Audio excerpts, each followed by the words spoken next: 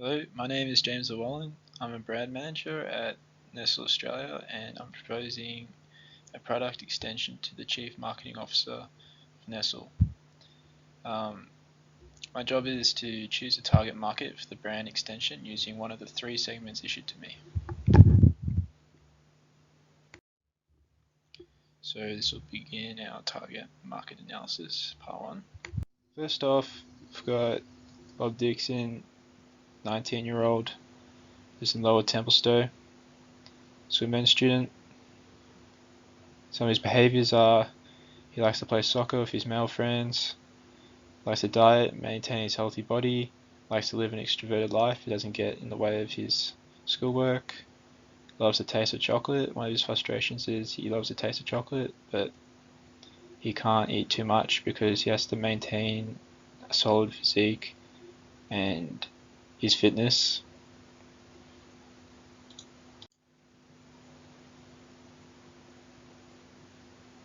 Here's segment 2.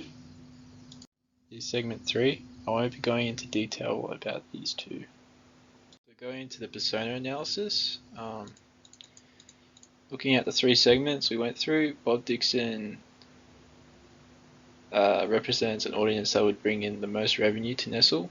A reason for this is that there is a decreasing demand for chocolate due to the healthy outlook people are adapting in the modern age. People are becoming more aware that high sugar and fat content foods such as chocolate are associated to the risks of obesity, heart disease and tooth decay. Since the demand of healthier snacks are increasing, there have been many manufacturers that have responded to consumer concerns by releasing reduced fat or sugar-free product lines. Nestle would experience high amounts of growth depending on if the product is successful in terms of taste and health benefits. This brand extension would increase Nestle's chocolate range in an attempt to limit the number of consumers switching to substitute products such as yogurt. Yogurt is healthy and tastes good. This segment does fit the Nestle brand as it would be a cheap product sold in large quantities, still appealing to young people. High size and growth. It's a new innovative idea supported by the anticipated direction of the market. High structural attractiveness appealing to the current consumer base.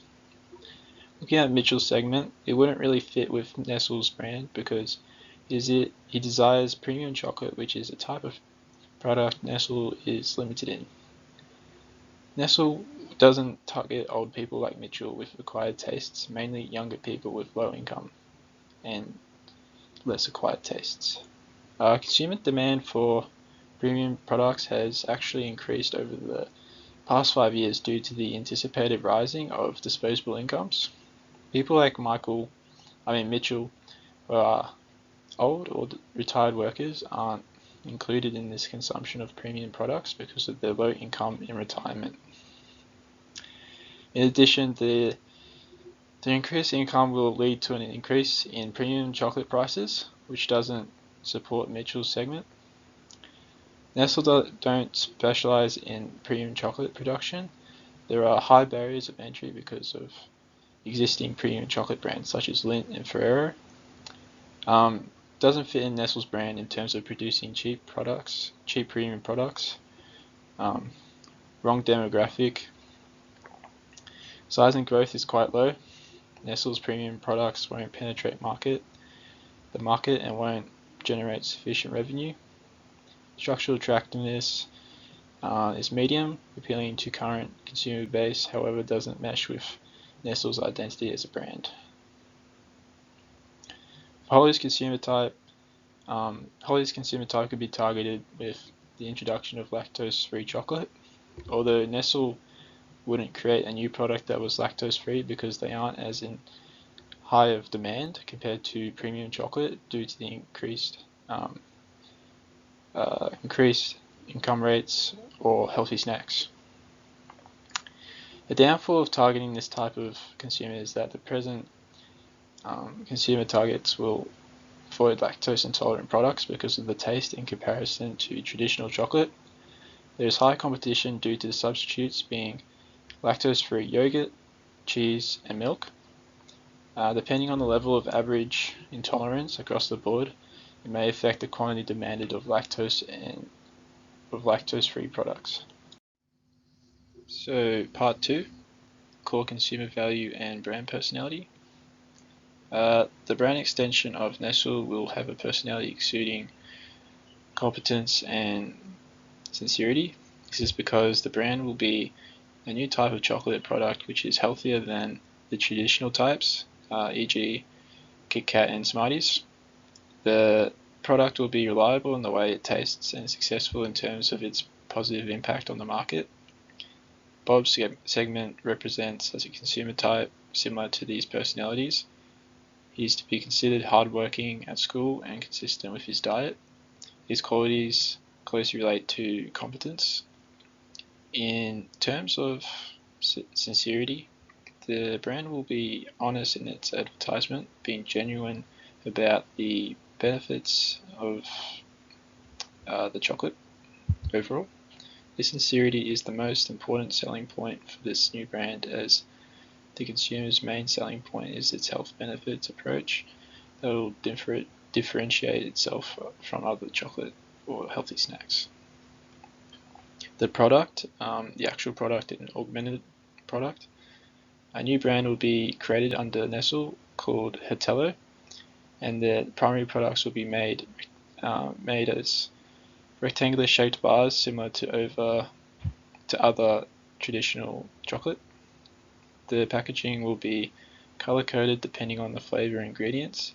The ranges of chocolate will consist of mainly dark chocolate of 75% and above. The dark chocolate, depending on the level of cocoa, has antioxidants and is a good source of iron. There will be products embedded in the chocolate such as nuts and dried fruit. In addition, there will be vegan options as well. The new brand was inspired by the move Nestle made in creating Kit Kat Gold and the espresso biscuit, which renewed the interest of Kit Kat. Since the new products are more on the innovative side, it was best to create a new brand instead of undergoing a brand extension to protect the sales of existing products.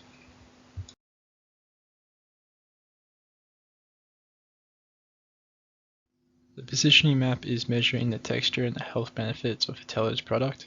There are direct and indirect competitors on this map. The direct competitors would be other chocolate brands such as Cadbury, Lindt, and Pocari. The indirect competitors would be snack brands such as Smith's and Allen Snacks.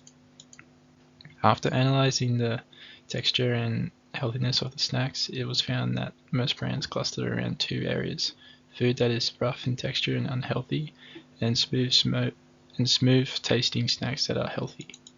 Furthermore, there is an unfulfilled gap that can be identified located in the healthy and rough texture quadrant. From this, we propose the new brand introducing relatively healthy chocolate with somewhat of a rough texture. The unique selling point for Hetello's products would be the advertisement part, advertising the health and taste of the chocolate flavors and types. The advertisement strategies will prove a large factor in how this brand impacts the market. Consumers can catch on to the new products. If successful, demand will rise dramatically and hold presence in the mainstream chocolate market. So part 4, the marketing mix. So getting into place and distribution, this product will require retailers to distribute chocolate as 47.7% of the market segmentation in the chocolate and confectionery industry are retailers. Retailers are the industry's largest market. Retailers may include supermarkets, grocery and convenience stores, and petrol stations. Well-known supermarkets such as Coles and Woolworths offer a range of chocolate and confectionery products for consumers to purchase.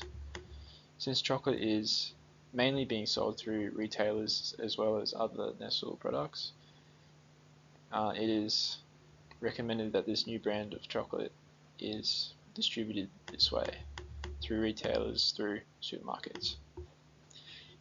Promotion. To promote the new product, there will be advertising under Nestle's direction. Nestle will communicate that the product is healthier than traditional chocolate, including the various ingredients that are known as being good for the human body or being more healthy than traditional chocolate. The product will be presented online and it will be put in the Australian newspaper.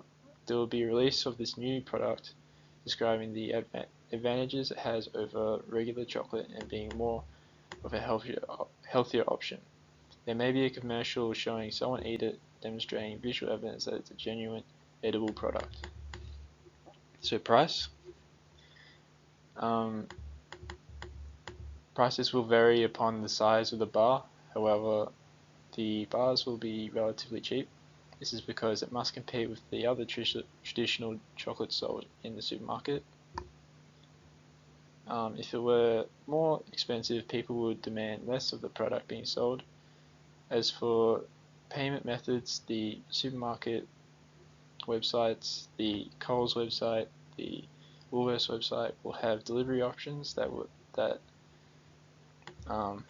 have delivery options and payment options such as MasterCard.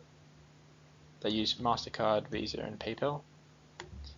The supermarket has been able to source directly from the manufacturers, so this has boosted supermarket revenue and has made chocolate very profitable for supermarkets.